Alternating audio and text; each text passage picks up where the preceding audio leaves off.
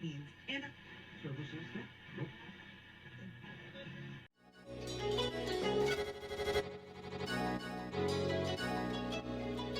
let's go.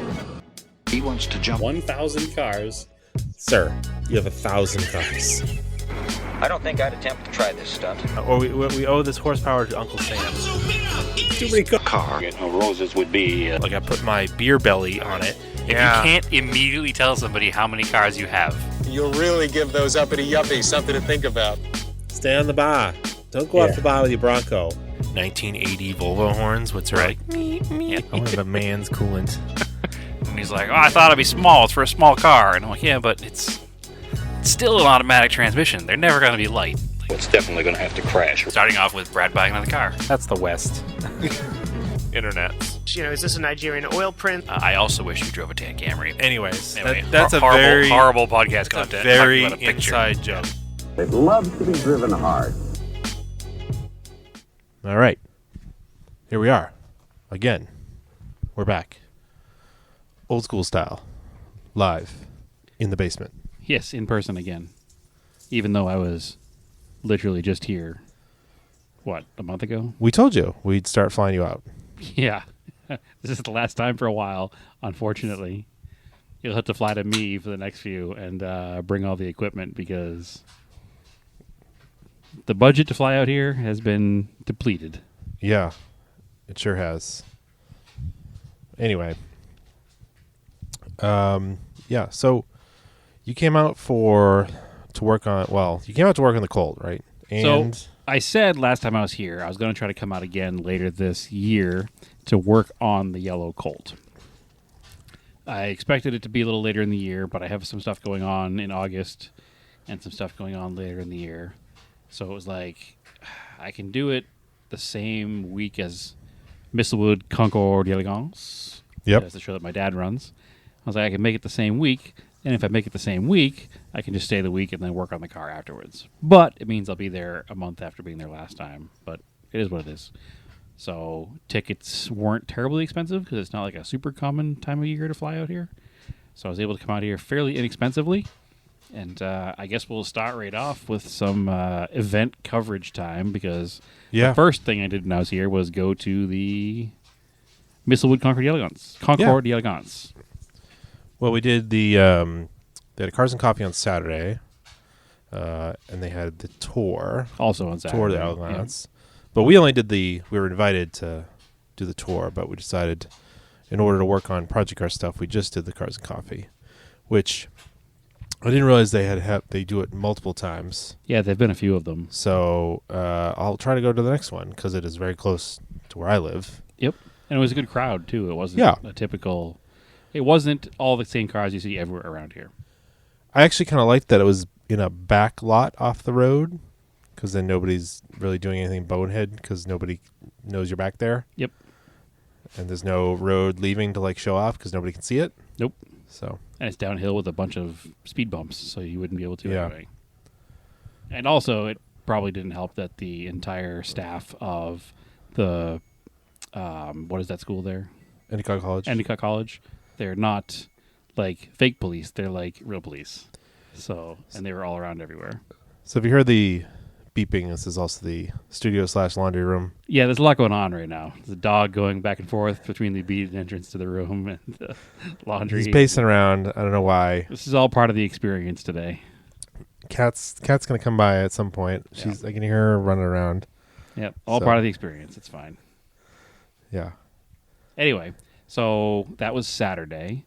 The tour was a 60-mile drive that vehicles that are participating in the concourse participated in. So they had show cars that make the drive, including there was a 1903. It's French. It was some French car with a French car name. 1903. I don't remember. It began with a D. So it was one of not very many left. Probably the only one left. Yeah. But the guy got it running and driving, and he drove it on the tour with everybody. So that was cool. It was really cool. It was neat to watch it drive away. So I have some pictures of stuff driving away, at least. Even though we didn't do the tour, we saw like the send-off of the tour, basically. Yes. But we knew we didn't want to spend all day on the tour because we had stuff to do, which we'll update in the Project Car update section. But Yeah. so that was Saturday. Mm-hmm. Fast forward to Sunday, skip over all the car work. What happened on Sunday? This is your first time I got to judge, which is being cool. the judge of a concourse. Yes. I don't like that one. I don't like that one. I like that one. Yeah, basically. It's not There's not as much extreme as you would think it is. No, because it's not like the Bloomington Gold Corvette like thing. It's not like Yeah, there's no points. yeah. It's more like the overall car presentation, its story. It's, I guess the word that I don't like but is correct is the provenance of the car. Yeah. I feel that word gets overused, but in a concourse sense, it's probably correct. So we'll let it work. Yeah, no, it does. It's interesting, but it wasn't hard at all. Don't let anybody tell you it's hard. No, it's not hard. It's If you like fun. cars, it's fun. easy. And it was neat because everybody does judging teams, and the two of us were on the same team with this other gentleman, Andy. Yeah, I can't remember his last name. It's Shoot, Andy. and I know it too. I used to work with the man. Anyway, when it comes to me later, I'll add it in. Andy, who is a little bit more into communicating with the owners of the cars than I've ever been, because I've done it before, and if the owner's there, you just talk to him or whatever. But he made it so that he made the owners of the cars come to the cars when we were looking at their cars so we can get the story of the cars. It was very helpful, actually. And it turned out to be pretty helpful. It was really neat. So we did what, 1955 to 59 sports and GT cars? Yeah, I'm That not was the sure how they class. broke it up, came down up with that, but So it sounds to me, based on what I've heard from sources, that the classes sometimes are broken up depending on like what cars are there. okay, So they like to have about the same amount of cars per class. right, and you don't So if they have sports and GT cars from 55 to 59, right, it probably means that there were a lot of sports and GT cars from like 50 to 70. which is most enthusiast cars that would Sure. still exist. So they broke that up into multiple classes. And there was a special Jaguar Mark class, I think, for this year. Yes, there was a special Jaguar award. Yep, and we had several Jaguars to look at. So Yeah, in that class, we certainly because had. that's kind of like the sweet spot for Jaguar. Oh, 100%. XK140 Yeah. and the Mark 1 sedans, and they had some cool stuff back then. And I love Jaguars of that era. I mean, obviously, it's not something that my Mitsubishi budget has allowed me to play with, but No. they are super cool looking and sounding, and who doesn't love a straight six? So what did we have? We had a 55 Gullwing, a 54 190 SL, somewhere around there. That was a 55, the silver car with the red Also interior. 55? Yes, that was a 55. Okay. And then there was a couple of Lancias Yes, and a couple of Jaguars. yes, That was pretty much our class. So the thing to know about a Concours judging versus like point style judging. yeah. Like most people are familiar with points, 10 categories, 10 points per category. Okay, And that's the general like car show style of judging yeah, based on quality of each thing, like engine bay, paint, authenticity, Mm-hmm. originality, all that stuff. With the Concours, it's more just like that one's pretty. yeah, I like it. It's prettier than the other one. yeah. Now, that's oversimplifying it, obviously, because it's not just that. There's also, like I said, the story of the car, Mm-hmm. the originality of the car being like, is it restored? Is it unrestored? Has it been, what's its ownership history? What's the vehicle done? What's the story with the current ownership? Why do they have it? Is it part of a collection? What's the whole deal?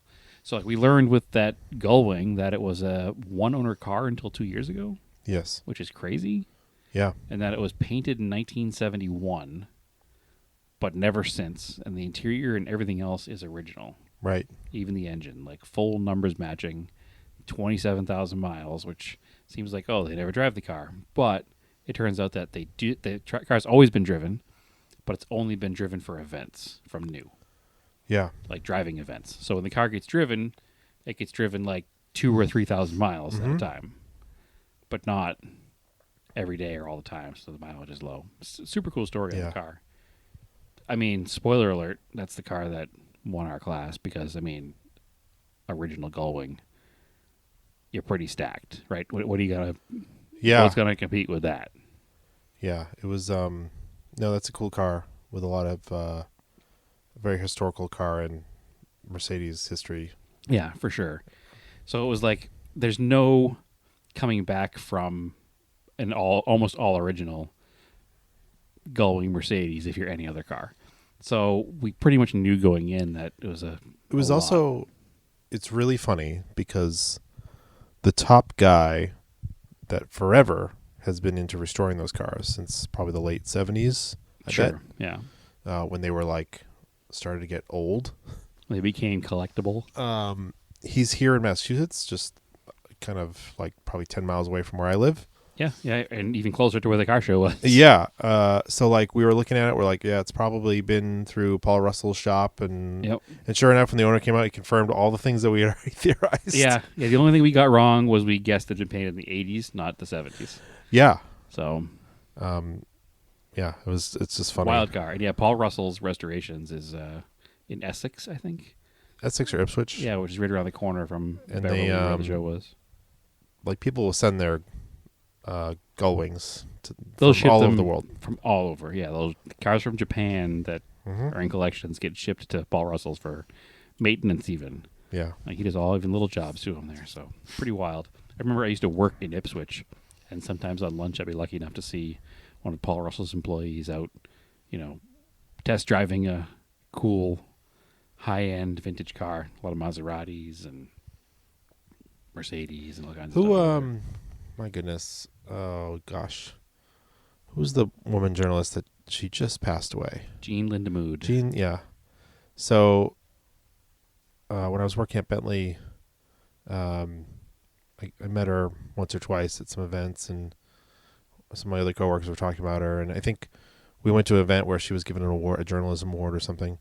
But my coworker shared in the office, like there was an article that she wrote. So in the 80s, about them driving two Paul Russell? two of those cars from here to Car Week in the 80s. That's cool. Cross country. That's very cool. One was a coupe, one was a convertible. That's very cool. When they were just like $40,000 cars. And even then, that was a lot of money. Yeah. But it was like 1985, and they just did a cross-country road trip to bring the cars. That's super. Not even heard of now. Like, you wouldn't dare. No, everybody would. Well, again, those cars do get used for long-distance drives. Like, you'll see them in, like, the Colorado Grand or the Copper State 1000. Because they were so far advanced for their time as far as vintage cars go. It's a pretty modern car as far as vintage cars go. It's a very easy car to drive long distance. And that's what they were talking about when our co-judge, Andy, knows the cars pretty well. Turns out he works for a museum. That's why he has access to all those cars we were talking about.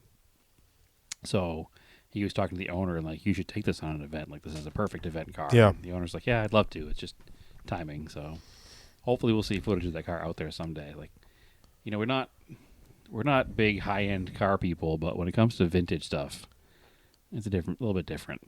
So my opinion changed a little bit over the weekend because at least a couple of these people that we talked to, the owner of the Jaguar, the guy that was doing the rallies. Sure. He was super cool. That is all the stuff that I would do. Yeah. If I just had a couple $1 million million of disposable income. Yep. Yeah, he restores and plays with vintage Jaguars, and he ships them all over the world and does different rally events. Yeah, different TSDs and stuff. Yep. So, I was like, you're not that. The only difference is you have several more zeros in your bank account. 100%. Yeah. Several is a good number to put on that. Yeah. Yeah, he seems like a decent human being. It was cool talking to him. He really enjoys the cars. He enjoys the classic cars. He enjoys driving the snot out of classic cars, but then maintaining them back to like at a concourse level cleaning. Yeah. To hear that car gets driven in like the winter in Monte Carlo, and it looks as nice as it does, is wild. Because that thing is immaculate. It was a Jaguar Mark 1 sedan, I think a 58. Mm-hmm. Black over red leather with like He won. racing seatbelts. He won the Jaguar Special Class, I think. He won some race in Dubai. Oh, yeah. He's won a bunch of TSD-style rallies. Yeah. It's got rally clocks in it. It's got like hot rod stuff, like louvers in the hood. It's got black painted wires, like big old oversized driving lights. It's all the same stuff. Our only criticism, they were KC daylighters. He had Casey Daylighter caps on them, but I don't think they were actually Casey Daylighters. Oh, those are the only caps you could get? I think, the caps were that. All right. Could have helped him out. Like, hey, man, you can get some reps that look like vintage. Yeah, or even just the ones that are like checkered flags. Yeah. They look a little better than the bright yellow Casey Daylighters. That's all right. Nobody's perfect. You got to leave something wrong on the car so when you buy it, you can fix it and make it your own. Sure. Yeah. But a super cool car. It even had like hot rod louvers in the hood for cooling and full custom made exhaust manifold, like header style custom made manifold. Like what a cool car. And I can only imagine how fun that thing is to rip around the snow covered roads of Europe on a rally without a care in the world, just driving the car. And then again, making it so nice that it can go to a concourse event. Like that's cool. Like being able to do both things with the car is cool. That's kind of the way we are, just on a much less zeros level. Yeah, exactly. You've TSD driven it in the wintertime, rallied it up in Vermont, and then you still nice and clean, you can go to a car show. Yeah. So it's just the same thing, just shipping the car to Europe versus driving it to Vermont. Yeah, exactly. I mean, although seeing what was in, there was a more modern class, I was like, the client could be in this concourse. 100%. I mean, there wasn't anything that wasn't an expensive car new. No. Really. It was all... Well, the AZ1 probably was not an expensive car new. No. But there was like a Bentley and was it an E28 M5? Yeah, which won an award for, I feel like it was like emerging collector, no? Something like that. Whatever their class was with the newer stuff in it. But the judge was talking about it, and like he picked it because he wanted something that wasn't usually a winner. Sure. There was a 993 in the class and 997 in the class. And it was a very nice car. Sure, absolutely, very nice car. So was the M5.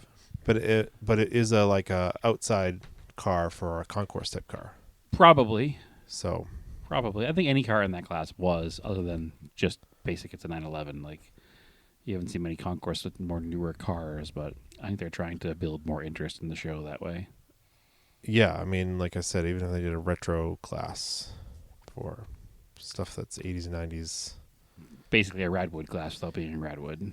Yeah, you don't need to do you don't need to call it a Radwood class. No, what I'm saying is, but that's what I'm saying. You don't call it a Radwood class, just the cars of Radwood, but in a concourse class. Yeah. This year was also the first year they had a hot rod class, which was interesting for historic hot rods or like very cleanly built modern hot rods. Yeah. So that was really neat.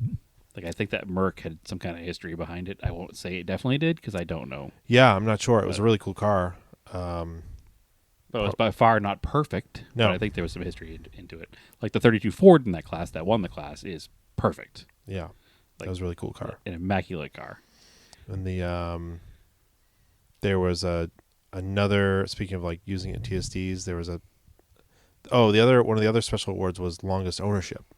Yep. Yeah, it was longest ownership wasn't the award. It was the cars were judged based on 40-year plus ownerships. Oh, okay. So it wasn't like the number was like, oh, you had yours for 50 years, you had yours for 49 years, 50 years wins. It was every car with a longer than 40-year ownership was considered for the award. Wow. And then judged on like every other class. So this guy had he's the original owner of a 65 Shelby GT350. Absolutely mind-blowing story. Yeah, really cool. I didn't know any of those still existed. He had it all the way, and then it said he had all the book. I was like, I don't mind that he has all his information books out. That you can look at. That's a cool story. And it was like original up till 1990. You restored it. Yep. But now even then you're like, well, that was 30 years ago. So now it was restored when it was 30 years old, and now it's been 30 years since it was restored. 35 years ago. Well, 65 to 90. So yeah, Yeah. 25. In the middle of its life, it was restored. It's led a easier life since then than its Yeah, first 30 it's- years. But he still drives it, like regularly. It's not Yeah. a garage queen. Yeah. But he used to do hill climbs and track days and all the kinds of TSDs. stuff that we would do with a car. But he just did in his 65 Shelby that he bought brand new. Yeah. It's funny reading. It's like, oh yeah, sometimes you get lost. So you need the car with power so you can make up time. Been there. Yeah, we never had power, but a little Mirage could go if it needed to. That was super cool, though. I genuinely did not know that there were any original owner Shelby anythings from that era left. But super cool that there is, and super cool that he's still into it and takes it places and takes it to shows. Mm-hmm. I'd love to see it on a track day. Yeah. Super cool. But yeah, he won. He did win the longest ownership, Oh, the good. long ownership award. But they Good. were. I think there were some cars that had longer ownerships. Like there's a guy, the Duesenberg, that had it for 63 years or 67 years or some absurd number. I think it was a Duesenberg. Maybe I'm wrong. Packard, maybe. Big old 30s car. I don't remember. Packard was best in show, I think. Was it a Packard? The green and yellow car? I think so. I thought a Rolls won best in show. Yeah, it's hard. I think we it's not talked like about watching a this. NASCAR race. There's one winner. We had There's the like lists and then left it. 24 winners. I literally in had the show. list in order. Should have had my dad come on the show, and he'd tell you exactly what was what. Not good with these pre-war cars, but it was a ridiculous. That was the car, right? It was the ridiculous green and yellow. No. Green interior. That wasn't the car. I don't think so. I think it was a I thought that was the car. maroon-colored Rolls that won best in show. Oh, I thought that was. I genuinely don't know. We could be giving out completely false information. Really? It doesn't matter.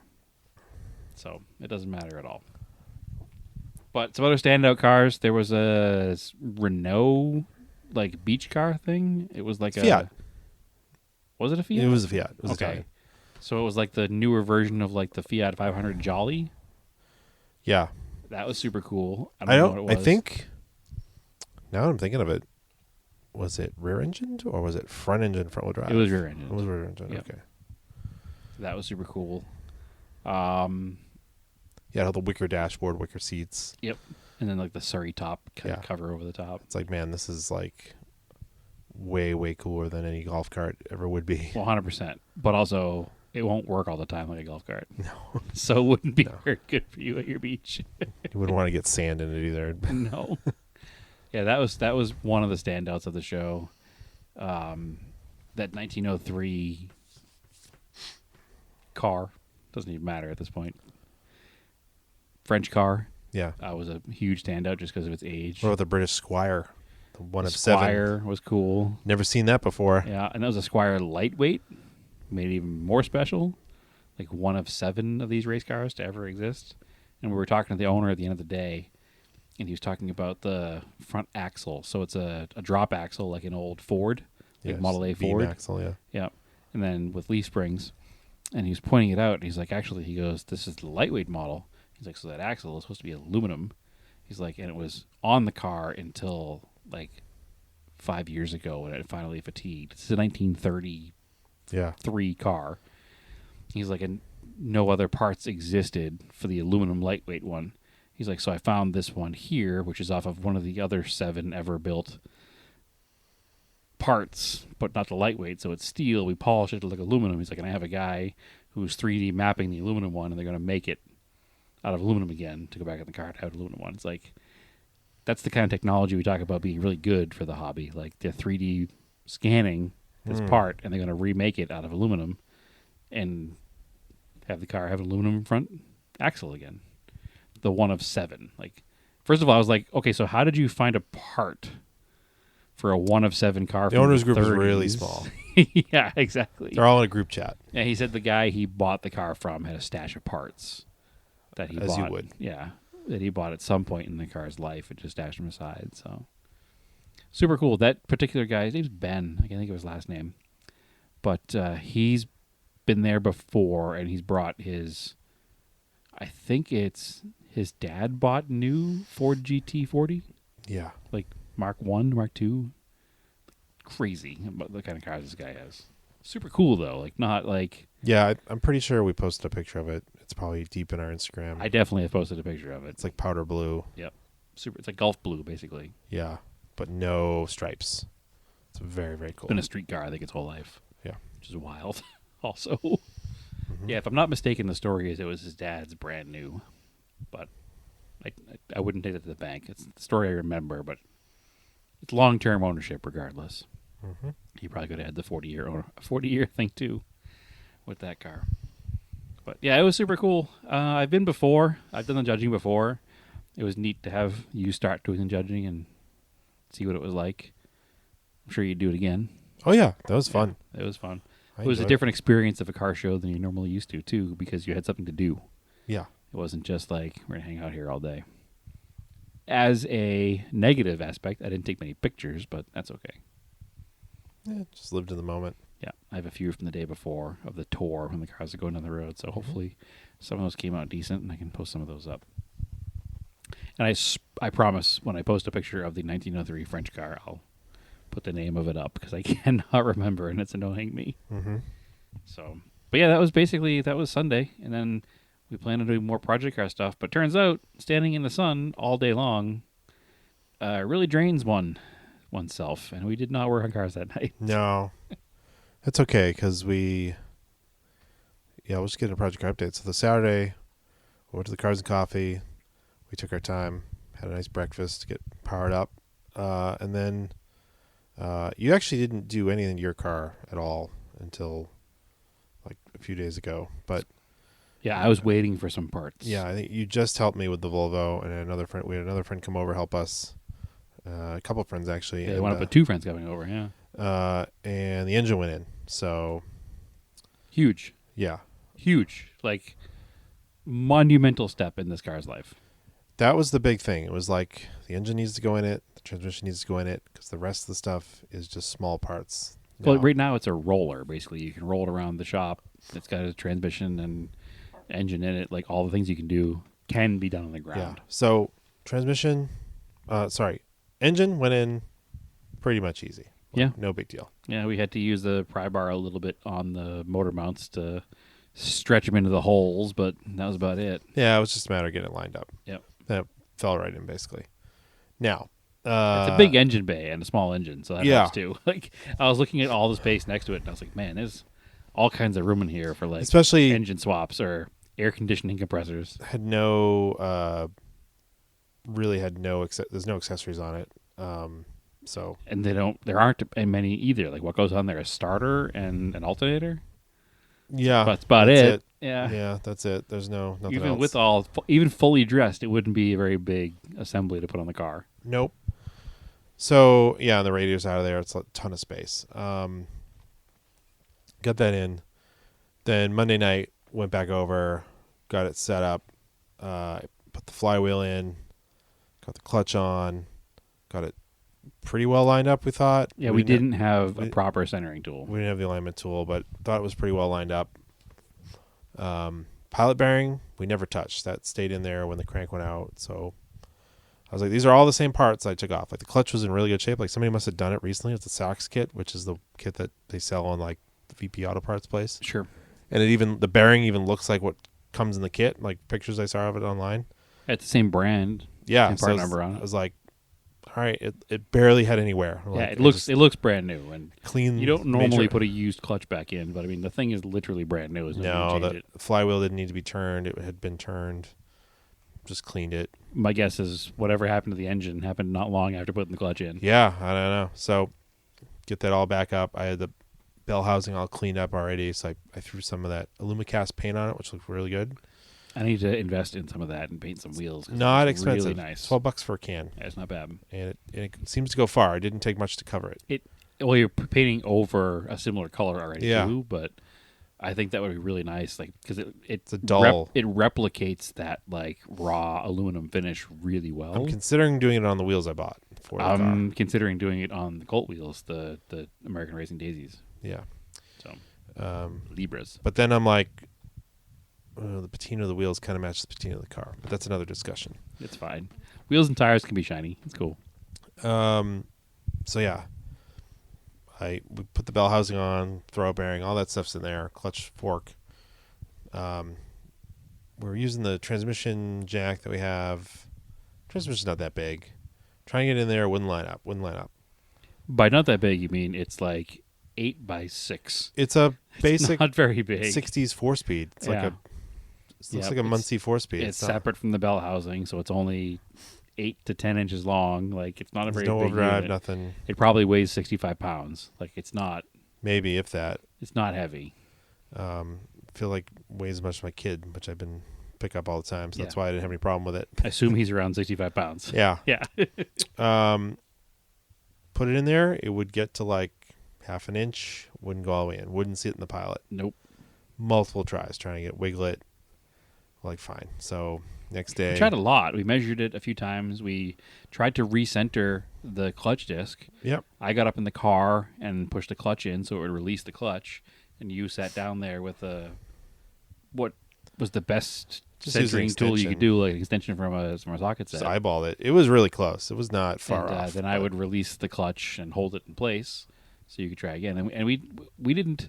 When we say we tried a few times, it wasn't like you tried 3 or 4 times. Like, we were out there for hours. Spent easily 3 hours on it that night. Yeah. It was hours of trying different things. And then This is the kind of stuff that people don't normally talk about, right? didn't So even. you need to remind people that working on cars sometimes sucks. So then the next day, It's not all rainbows. my dad found a centering tool. I tried to get a new pilot bearing just in case it was wrong. Napa gave me the wrong one because it was the only ones they could get that day. It was wrong. He found like a universal centering tool. Yeah, that worked decent. So after the 3rd or 4th time of trying it, I had it apart 3 or 4 times. Yeah. We went all the way down to the pilot bearing. We took the pilot bearing out. There's a clip, and you can just take it. Just comes right out, and it went right over the input shaft. We're like, okay, we know it fits. We know it fits. So we're not crazy here. You know it fits. And so here's the kicker: is all of the books say to separate the transmission from the bell housing and bolt the bell housing on first. All of the videos say to do it the same way, but there was like one guy who was like, no. Yeah, maybe it's like you could or couldn't. I don't know. But the easy way, you definitely take it apart. I separate it from the bell housing, and it seemed like in the book, it was like assemble everything, and then put it on. You should be able to just bolt it to the back of the bell housing, but because the bell housing is like a full bell housing, it's not like a half one with like a cover plate. It's like a full round. It literally looks like a bell, but it's also missing a boot. I got to order it for the clutch fork. So, yeah, so much stuff missing in this car. So, yeah, finally I was like, you know what? This is the last try. Let's just bolt the bell housing to the transmission, and that way it's already through the clutch fork and the throw bearing, and then maybe we'll just have more, that doesn't weigh anything. It's just aluminum. Like, maybe we'll just have more leverage to try to move it around. So I got up there, and it got closer, and then our friend Joe took over and was just like started wiggling it more, and then it just went funk, and it just went in. We're like, just there it is, just the right angle, the right amount of moving, and next thing you know, it's clunked in place. And that was it. So it worked out. Got it up, put the cross member on for it, and then we put the drive shaft in. Sure. And I threw the speedo cable in it and the clutch cable, and I put the reverse light switch in the other day. And it's like, that's it. That's under the car. That's done. Yeah, you put the drive shaft in. You also put the exhaust on the day before, 2 days before. Yeah, so you did that on Saturday too. So now it's just, I put a new, I forget the name, but it's a 2-inch sport exhaust. It's an OEM style and placement, but slightly larger with. Looks much better than what was in there. Yep. Plus, it has that cool Volvo tailpipe that like goes the exhaust up around tip the corner. was on there, didn't look right. Yeah. So yeah, that I've got the header in there now. It looks like it'll line up. I've got an adapter pipe to go between that pipe and the header, so should be good. I'll figure it out. But next step is you have to modify the header and the intake to mash together because they're both aftermarket at different styles. Yeah, they're close, and the manifold said you'd have to do a little bit of trimming to make them fit because it's like shares. It's not a cross flow head. Yep, it shares the same bolts as the exhaust so manifold. My dad had a good idea. He was like, "Oh, why don't you use some cardboard and make some templates?" I was like, "That is good," but I have some of those I have some Kydex sheet left over from when I did the air guides. Okay. So it's that thin plastic that you can cut with just scissors, Mhm. but it's rigid. So it doesn't more flop around. Yeah, more rigid than cardboard, so you can actually like work with it. So I'm going to trace the intake / exhaust gasket onto that, make a template out of it, and then I can put the header over it and trace where that lands, and then take it off. Okay. And put the manifolds on and trace where those land, and remove the material, and use it as a template to remove the material. So I'm not like trace one grinding. in like red and one in like blue, so you can see the difference. But so I'm not like grinding and then fitting it and grinding and then fitting it. Like just like make a template that I can just put on the back of the intakes and just grind to that point. Yeah, that makes sense. And the company that makes the intakes makes them probably slightly larger than they need to accommodate different. It looks like it, yeah, and that's what they say. Yeah, because you have every car's a little different, and depending on what brand header you go with, because most people who are doing a twin Weber conversion are going to wind up with a header, right? Like it's not going to be. Yeah, some people, it's funny. It's funny, like a lot of the older guys, you can tell kind of on the forums are like they're like DCOEs are like over the top for a stock engine. You're like, I don't know what. Yeah, they are. I know that. Yeah, I don't care. I just want race car sounds and aesthetics. Yeah, exactly. Like I don't know. I have fast cars. I just need something that sounds cool and looks cool. Sure, and that's what this car is going to be. It does not need to be. And again, not every car needs to be an actual race car. And you can't get they look cool. The other carbs for it, the original carbs, easily at all. Sure, they're all trashed. Yeah, the alternatives are like the typical like 32, 36 Weber. Yeah, I could have done that. That would have been the easy mode. Yep. Because you can put a single manifold and a single downdraft. Yep. Actually, I think you just use basically the stock manifold with adapter plates, right? Nope. They just sell, the same company sells a full manifold for full manifold, and you can buy the downdraft from them. But yeah, I don't know. Some people are like, oh, you could use the cast manifold. You just cut the intake portion out of it and then grind it down. Okay. And they're like, that flows really well too. You're like, I guess. It seems like a lot more work. Some people are like, I like the sound of it better. I'm like, that sounds like a lot more work than those intake manifolds cost. Yeah, I like the way headers sound. Yeah, no, they sound good. G20 sounds so good with a header. That's the 944. It's a stock from the mid pipe back is stock to a stock muffler, but it has a header, and it just wakes up the whole exhaust on that car. It sounds amazing. That car sounds so good. Yeah, because it just changes the dynamic of how the air is getting out of the engine. Yeah, it's not tumbling together right at the exhaust port. It's tumbling together further down the collector. Much further down, because that car has a 4 into 2 into 1, so it has 2 points of. Yeah, that's what I did. This is a 421. Yep. Same with the. It gives a really nice. That's what the G20 has. I don't want to say tinny, because tinny is not the right word, but it's like. You hear the mechanical sound of it a lot more with that kind of exhaust than with the cast iron manifold, especially. And so those are the next steps. I gotta get some like fuel line, get the fuel pressure regulator set up. I'm gonna try to hopefully get it running in the next 2 weeks. We'll see. I don't see why not. It's all.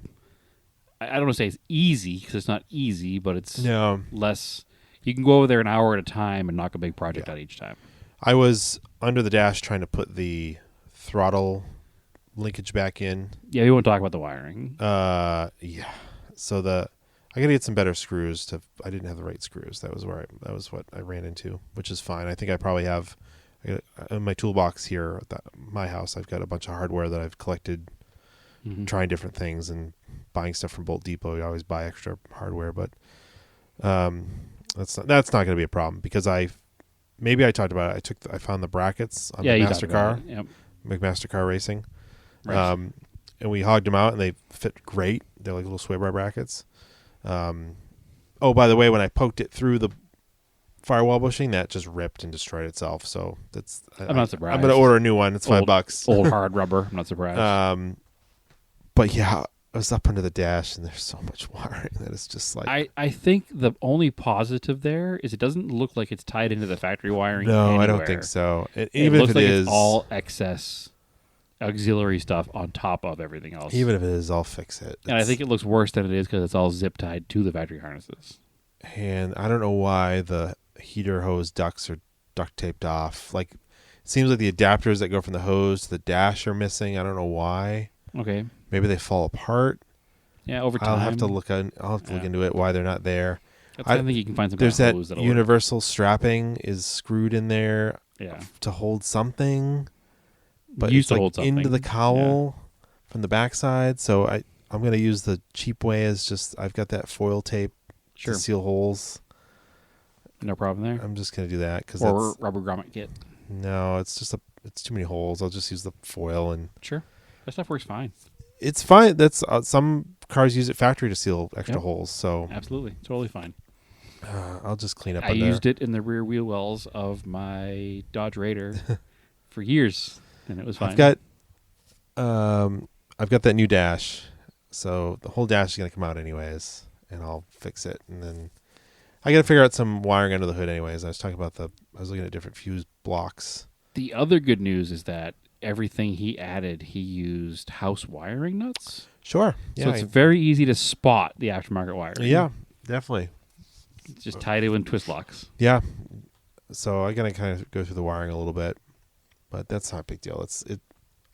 It looks better than the Gallant wiring was.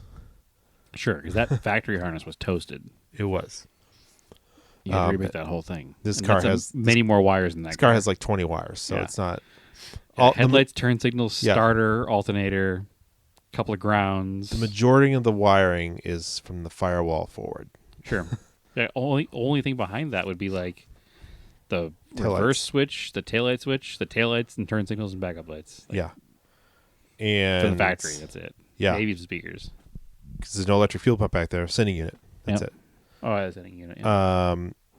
Yeah, there's no ECU up under the dash. Like I don't have to trace wires back. Everything that is to run the engine is in the engine bay. It seems. Yeah, and all you need to run the Except for the engine ignition. essentially is ignition, power, ground, gasoline. Like you don't need much else to run that motor. So Yeah, we should be able to run it without touching anything under the dash. Yep. And I'll figure it out. Yeah, because you could literally temporarily just run a couple wires off of it to run it. You wouldn't need to even do much extra. It'd be pretty simple to get that car going. So cool. What does the fuel system still need, other than obviously the carburetors? That needs to be done, but I you should gotta drain drop the tank, or I don't think I need to drop it. It smells like old gas. I'm wondering if I should just pull it through the front, siphon it through the front, through the filter, and just siphon it dry. possibly. Drain plug looks a little crusty. I'm like, maybe I don't want to touch that. Is the tank strapped in, or is it just bolted in? Looks bolted in, I think. Okay. That's probably the kind of thing that you could probably buy brand new if you needed to anyway, right? Yeah, I think they have them. I'd have to double check the years that are available. I can probably just call them and ask them. But Yeah. I also think I should just siphon it from the front, dry, through the old filter that's there. Yeah, possibly. Clean it out, run some kind of solvent through it. See what Throw a comes out. little acetone in it, and then suck it back out. Yep. And then it will probably be fine. But all the fuel lines and everything are I was planning on just running it off a jerry can. Yeah, at first, just to get it running, for Yeah. sure, and then figuring out the fuel system. That's what we did on the Colt that we'll talk about next. Originally, we ran a jerry can through. Yeah, and all the filters, like probably run several filters at first. Yeah, because you don't want to gum up your brand new carburetors. Yeah, exactly. The good news is that you can buy those cheap clear filters That's what I'm going to do. for Just run a bunch of those. inexpensively and put a bunch of hose in between and kind of figure it out from there. So sweet. So there really isn't that much left to do No. Well, because the brakes work. they do work. They should be flushed. That's the other thing, which Sure. shouldn't be too bad. Because that underside of that car is not rusty. No, it's not bad at all. It's dirty. It's not rusty, though. And they look, the rotors are rusty, so we'll see how everything is. I have no idea what the pads look like, so I'll double check everything. And They front have, end looks they have tight. material left. I Yeah. don't know if they're old and glazed or not, but Yeah, there's a little noise in the steering gear, so maybe the steering gear needs to be rebuilt, but it should be you good. said there was possibly an adjustment on that, right? Maybe. We'll check So it's it. just a little clunk at like initial turn in. I did look up, again, the Volvo supplier sells the bushings for it, so it could be rebuilt. Sure. So we'll just take it as I go. The goal is to get it running. Like once it's running, I'll be like, all right, cool. Now I'm ready to do a bunch of other stuff. It's still neat to me that you stumbled into this car ownership experience that's like a Camaro or a Mustang, like without even realizing it. It was kind of one of the reasons why I did want one.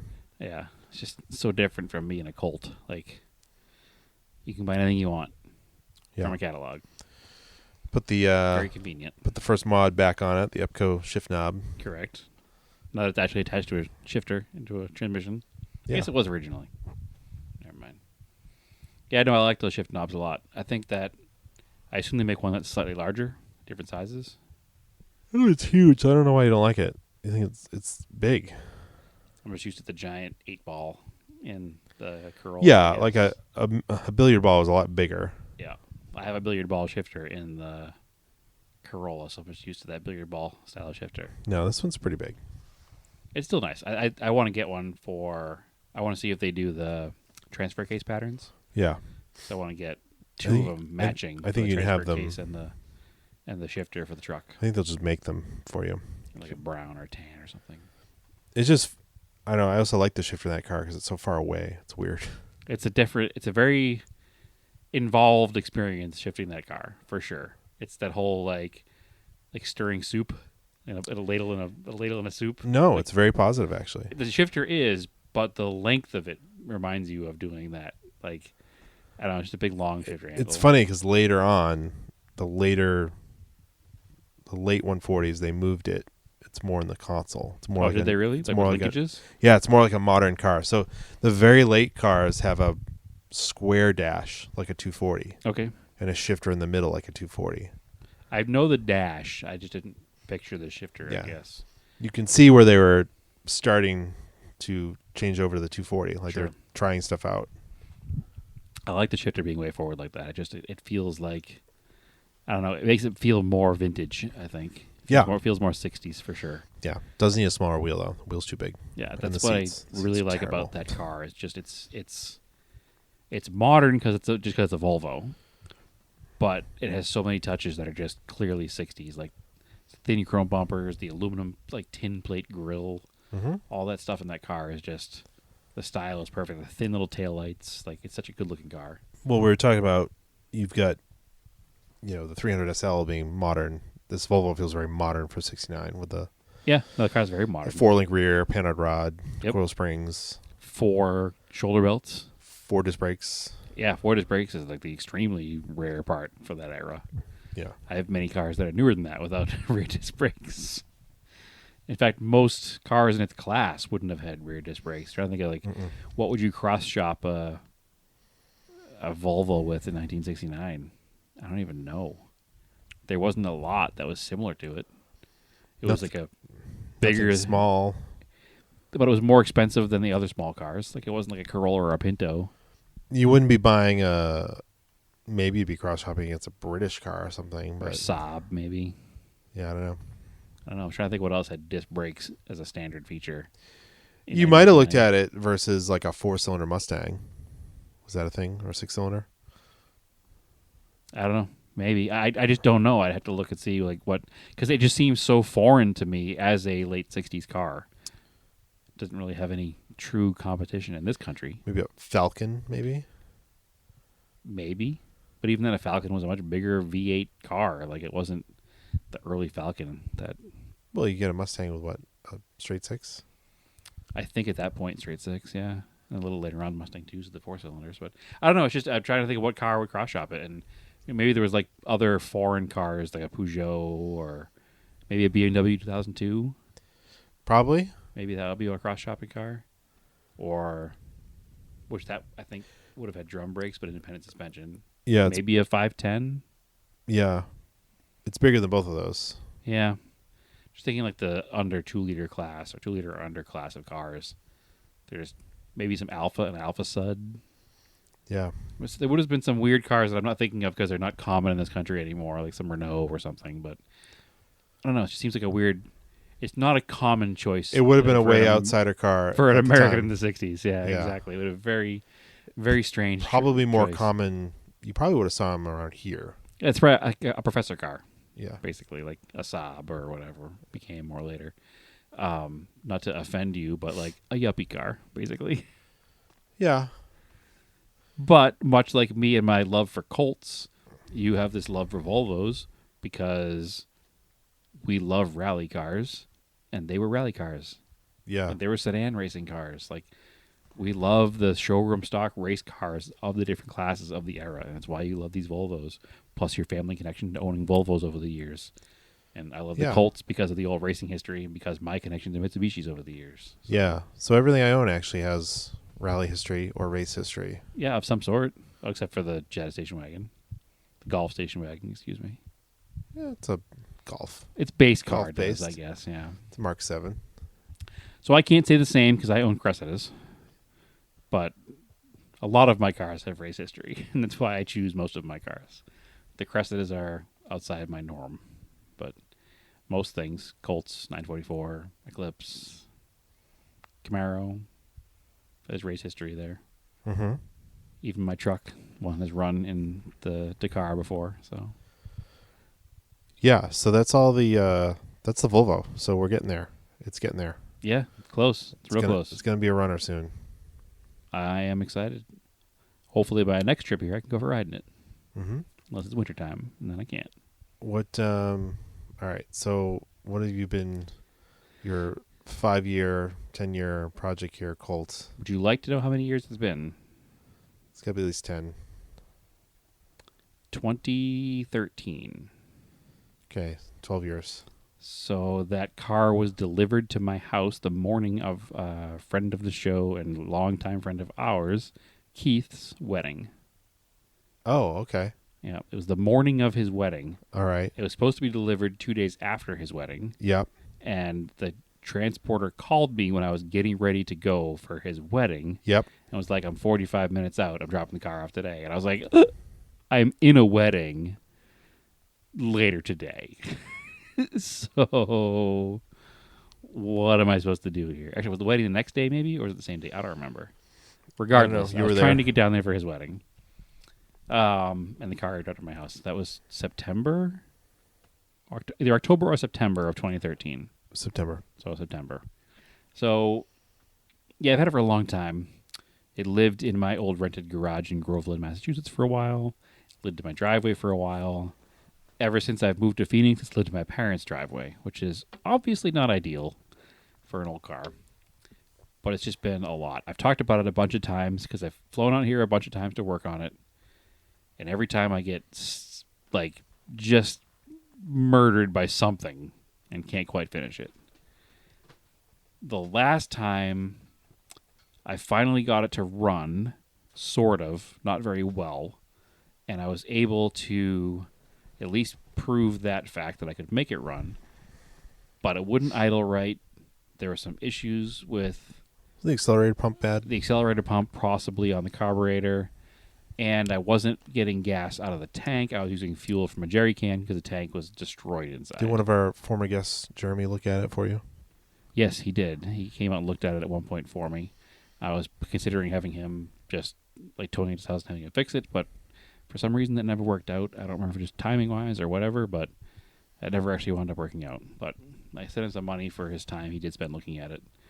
And he gave it, I don't remember what was going on then. There was a reason for it at the time. You were busy. I think Marco was really little, and I didn't want to. Regardless, I don't remember what happened at the time, but nonetheless, I don't either. He came out. He came out and looked at it at one point. So last time that I was here working on it, I purchased a cheap Chinese carburetor because I didn't want to spend the correct money on a Weber. A Weber. Oh yeah, I bought a Weber instead of a Weber because I didn't want to spend Weber money because I didn't know if it was actually going to be a runner or not. And the issue with the factory carb the time before was that it was just full of gunk and garbage, and even rebuilding it didn't seem to help and did not run right, and it was full of vacuum leaks, and it wasn't any good anymore. So the Weber was supposed to fix that, but it arrived, and I put it on the car, and I went to adjust the idle, and the idle screw fell off. Like it cracked in half somehow before I even barely touched it. So it must have already been broken before I put it in the car. Yep. So I obviously got discouraged and put the car away and flew home.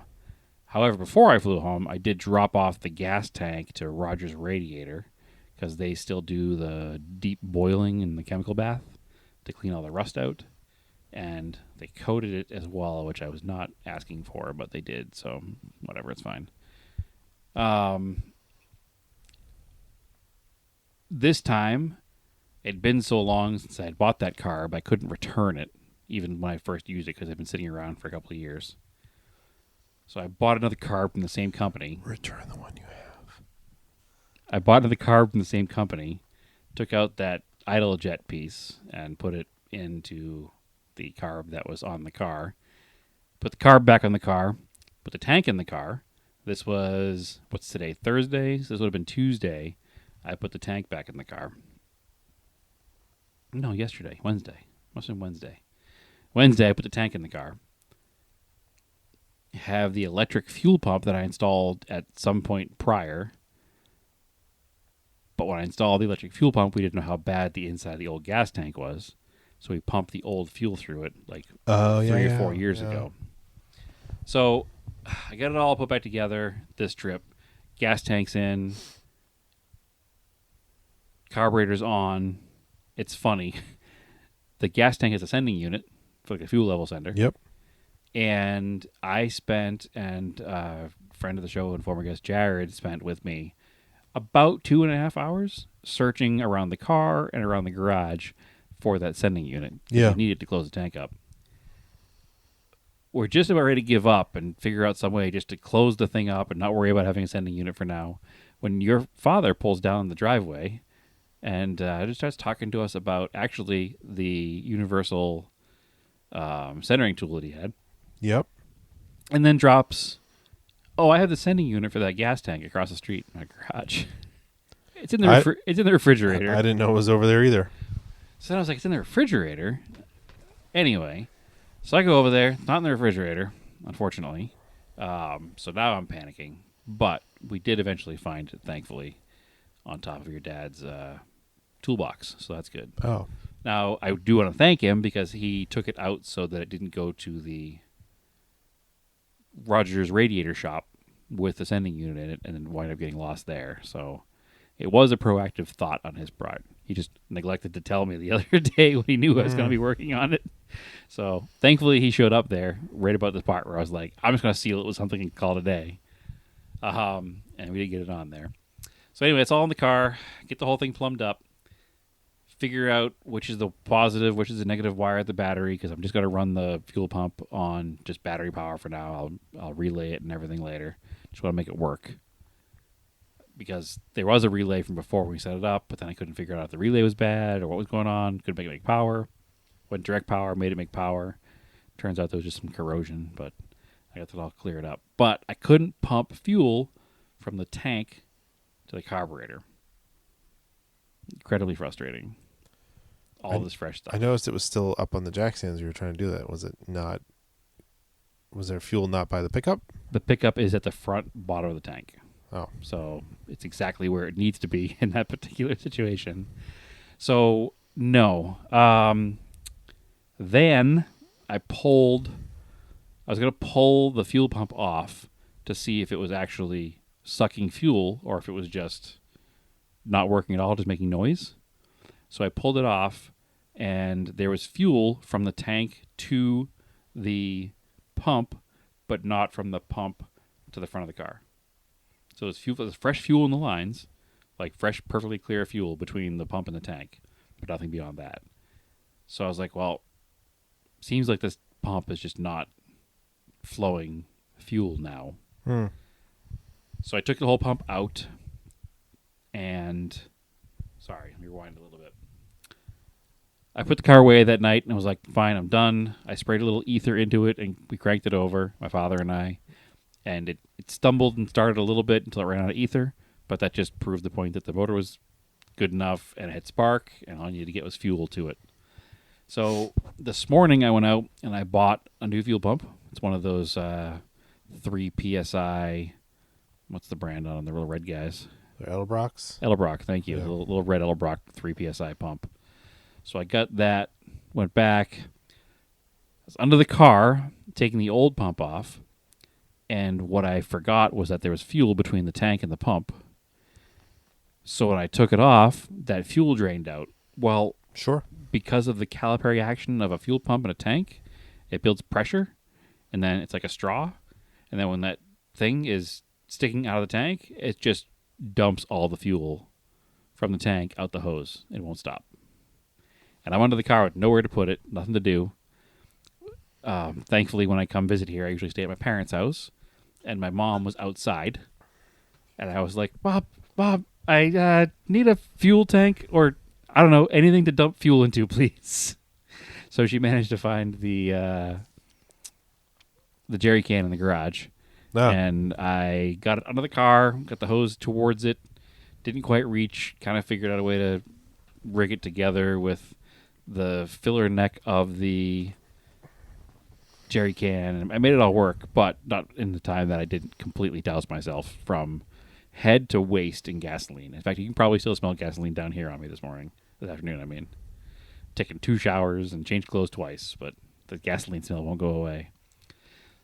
But anyway, so yeah, I got gasoline all over myself, and I was annoyed, but I was like, whatever, I'm just going to finish working on this because I can still deal with the gasoline, and I'm spilling gasoline to myself. And then within 5 minutes, my back was burning. And I was like, this gasoline stuff's not very good for my skin, apparently. Nope. So I stripped off all the stuff that I was wearing and took a shower because it was getting bad. Yep. Then I was annoyed. Didn't go right back to work on it. But eventually went out there. I took the old fuel pump, and I went to pump it. And no matter which direction I did the polarity of the power, so it was pumping or sucking, sucking or blowing, it seemed to be pushing air out the backside of it. Oh, okay. Meaning that it was probably clogged. So my guess is when I ran it many years ago with the old tank, whatever was in that old tank went into it, and has been sitting there just congealing over the last 4 years. Mm-hmm. So unfortunately, that pump was trash. So I put the new pump in, try to get fuel through it. Same situation. Couldn't get fuel up to the engine Weird. bay. Super frustrated. So at that point, my father had come back from work, and he was like, why don't we try to pump it through the line with a vacuum pump? Like, manually pull it through the line. So I was like, yeah, maybe. So he has one of those Harbor Freight, like, orange, like, transfer pumps. Yeah. And we just kind of clamped it on the end of the inline filter under the hood and just pulled through a few times and eventually got the fuel to start pumping into that clear filter. It was a bit gunky at first, but then came through and then powered the pump up, and gasoline flows up to where it needs to go. Connected to the carb, pumped it a few times, car fired right up, idled. Idled is maybe an extreme. It didn't really idle. We made it idle with the throttle. Yeah. And it didn't smoke. It didn't shake. It didn't knock. It sounds like a brand new engine. It sounds really good. So the car is essentially running. I mean, after all these years, finally everything has come together and the car is running. Yeah. I need to tidy up the electrical stuff for the pump because I didn't do all that because I want to make sure it was going to work first. Right. So I need to put the heat shrink down there and clean it all up and cover up all the connections. I need to fit the linkage between the throttle pedal and the carburetor because it's not a cable. It's a spring and a shaft that rotates. So I need to find a way to connect that shaft to the back of the carburetor. I'm sure I can figure out something with brackets and stuff that either I have or I can get at Home Depot or something tomorrow. Mm-hmm. And then after that, it's basically just, I don't know, drive it up and down the street, see what happens. See what needs next. Does it need brakes? Does it need anything like that? Who knows? But the important thing is to have the car up and running because it's way cheaper to ship a running car. Yes. So if I have the car up and running, also the other factor is we can't get cars picked up at our parents' houses Yes. by an 18-wheeler because they're too tall. So They're too long. Too It's long, a dead-end excuse street. me. Yeah. So we have to we usually transport them down the street to like the Target parking lot, and they pick them up there, no problem. Yeah. I guess they probably pick it up here in front of your house too. They did that before as well. Yeah. But so yeah, now that it runs, I got to tidy up those things tomorrow. Hopefully, I'll have it to a point where it's yard drivable. and can drive it around the yard and see what else it needs. It didn't have much brakes when it was not running, but that could also just be from not running, not having any vacuum. Yeah. I can get to be able to vacuum and work. We shall see. It does have an e-brake, so at least it has that going for it. But everything else seems to work. I got a bunch of other parts for it that I've collected over the years. Struts and springs and suspension and all the new ball joints and all that stuff I have for that car. Mm-hmm. The strut tops are blown out. I have new OEM style strut tops. Whether or not I'll keep those or modify it at some point, who knows, but at least I have some stuff for now, so it just needs to be cleaned again and a couple minor things, and after all these years, we have a driver. Nice. So, pretty good run of Mitsubishi stuff for me. Starting with that pickup. Got that thing going. Oh, yeah. Got the Starion picked up the other day. Forgot about that I got to go already. figure out the Starion. And now I got this yellow Colt up and running. Like, we're knocking out the Mitsubishis here. There you go. So, 3 pretty big wins in a row. Mm-hmm. Not that the Starion I know anything about yet, but just the fact that it exists and it's clean is a win I'm considering for that one. So, yeah. Interesting times. Interesting times. Things are coming up Mitsubishi for me again. There you go. I went a little left or right there for a while with a Mercor and a Porsche, but we're back on track. Mm-hmm. Back to Mitsubishis.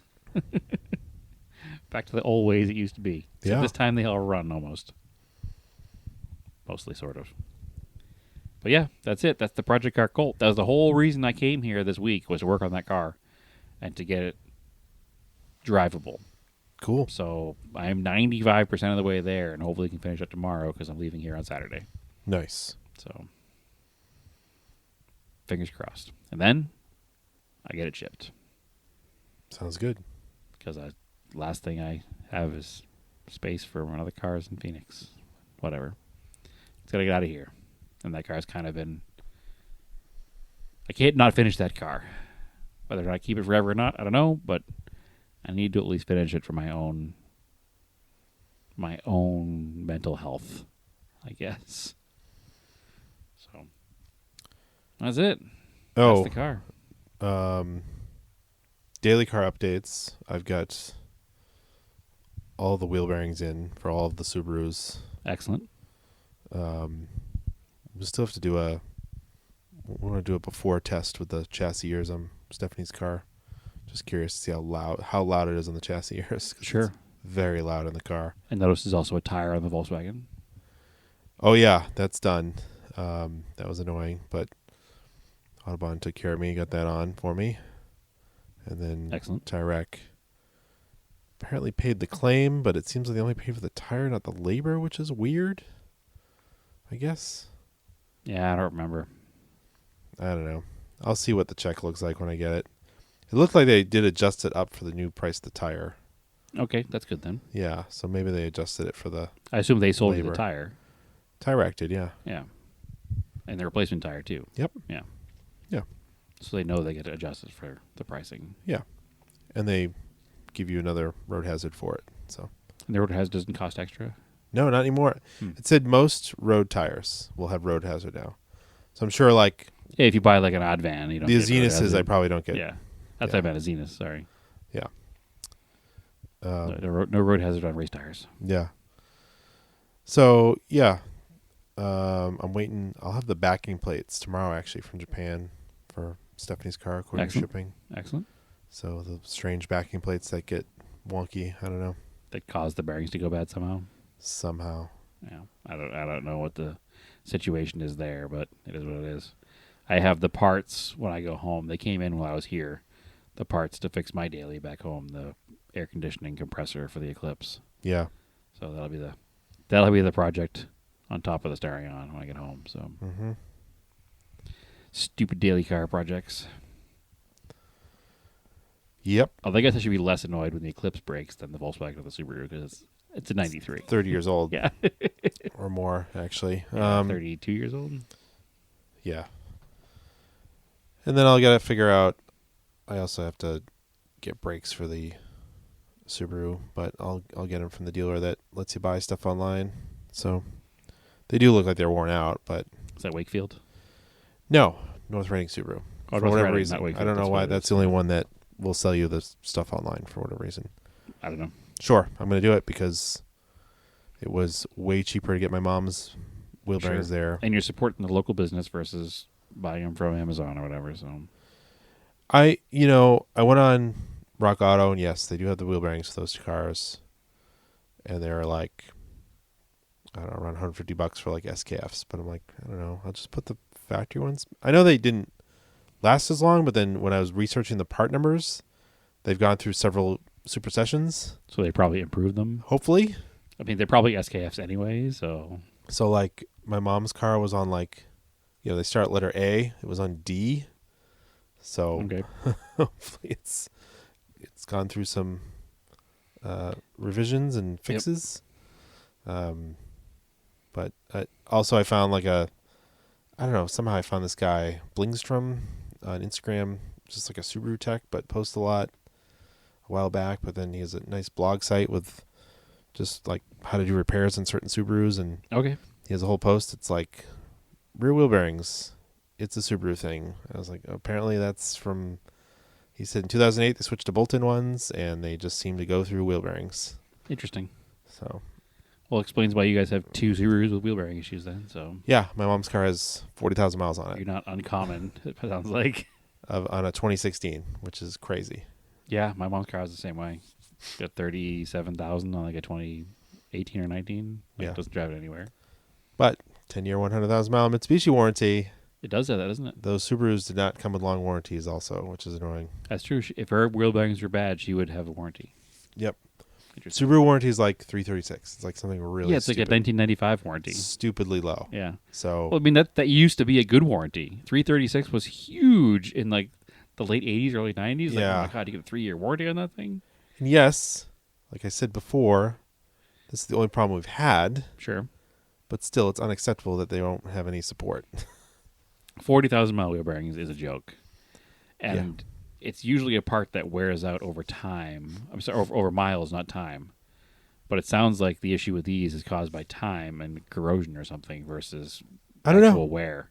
I don't know. So it wouldn't matter if it was 40,000 miles or 240,000 miles. It's the time between new and now, I think, is what caused the problem. Like I said, if both cars had 150,000 miles on them, I'd be like, yeah, of course it needs rear wheel bearings. Sure. Both of them combined don't have 150,000 miles on them. That's a normal interval. Yep. Both of them combined don't have that, though. No. So you're not the same. Stupid. But excellent. Earlier you were talking about the hood vents on that Jaguar. Yes. We discovered that someone drilled in washer nozzles into my Volvo. Oh, yeah, I forgot about that. Instead of using the factory ones, just like put light up ones. Yeah, we didn't notice that before. And like I'm like kind of annoyed now because now I look at them and like the totally flat hood looks so nice without the washer nozzles. You should probably yell at your pre-purchase inspector guy who missed that. Well, I was just thinking, I was like, what if the car would look maybe kind of cool with hot rod louvers in the hood? If you can find somebody to do it, because they're expensive. Are they? Yes, it's not a super simple be thing scalloped, to do. yeah. Isn't there? I thought there was like a punch-out tool for it. I mean, there is, but it's still expensive to have done. Yeah. So it'd probably be cheaper to find somebody to fill in the holes, and or just find another hood and paint it flat black. Throw also it on there. would be cool. Also would be cool, or any kind of contrasting color, like cream white or something, would be neat. Well, that's not going to not shine in your eyes. The whole idea of the flat black is it's a flat hood. No, that's true. I was thinking of a contrasting color just for race car stuff, which would be flat black as a rally car. Some do flat black, yes, for sure. I'm into that. Top of the fenders too, maybe. I'd look at the car again. Maybe not. But yeah, that's a good idea. I don't know. I just figured you'd put a set of normal washer squirters in there because somebody. I did have a set. Yeah, I do. Because that'll look better, obviously, than the chrome light up ones that the guy added there. Yeah. See, I knew that they were dumb chrome light up ones. I think what I missed was that they weren't supposed to be washer squirters there at all. I didn't either. That didn't click to me at all. I was just like, oh, the washer squirters need to go back to like a more normal style than these. I didn't realize that they weren't supposed to be there. The little pipette that goes in the cowl. That's what I didn't realize when I saw it at first. I was just like, oh, no big deal. We'll just change these out. This is all your fault. It's all my fault. Pre-purchase inspection failed. Don't hire me for your pre-purchase inspection. If you had inspection. noticed that, I wouldn't have bought the car. Don't hire me for your pre-purchase. That would have been a deal breaker. I will say the last pre-purchase inspection I did for somebody went perfectly well, and they're happy with their car. So don't listen to Andrew is probably the problem. To be fair, you know that I like garbage stuff. That's true. That's true. And I would be fine with it regardless. So, And the other one I did for my friend Vad was a Ford Alpha, and it was a fairly new car, so I was extra picky on it, and he appreciated that. But no. Anyway, It's fine. cool. All right. They can find you again on Instagram. You're back. I'm back on Instagram. I've posted some throwback pictures and some pictures of the Starion that I got because that was a surprise. Cool. So, yeah, go follow TSISS. Oh, yeah, I should probably tell them the address. 350? TSISS 350. It's funny, when I didn't have access to it, I was like, well, this is the time. I'm going to get rid of that username and start a new account and be good to go. But then I got it back finally after almost a whole month. A long time. All right. So, yeah, you can follow me, Race and Anger, on Instagram, Threads, Blue Sky, whatever. Hanging out. Auto Off Topic on Instagram and Threads and Facebook if you're still on there. And if you're in the Arizona area and you're interested in a vintage Japanese car rally, the AZ Rising Sun Rally Instagram page will have all the info for that because we're getting pretty heavy into our planning on that. So that's going to happen in October of this year. Cool. All right. As always, keep cars analog and aim for the roses.